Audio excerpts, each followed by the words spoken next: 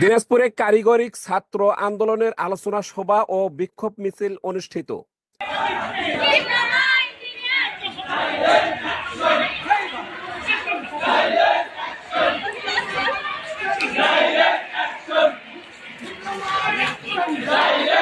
Diploma engineering কার্যক্রম ও diploma ইঞ্জিনিয়ারদের বিরুদ্ধে অব্যাহত ষড়যন্ত্রের প্রতিবাদে ডিপ্লোমা ইঞ্জিনিয়ারদের ৭ দফা বাস্তবায়নের দাবিতে দিনাজপুরে আলোচনা সভা করেছেন কারিগরি ছাত্র আন্দোলন বাংলাদেশ দিনাজপুর জেলা শাখা।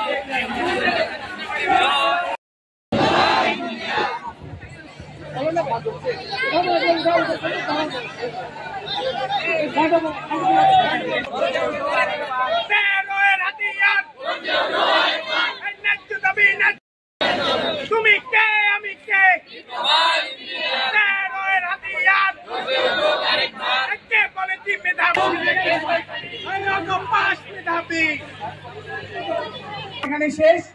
সকলকে অসংখ্য ধন্যবাদ।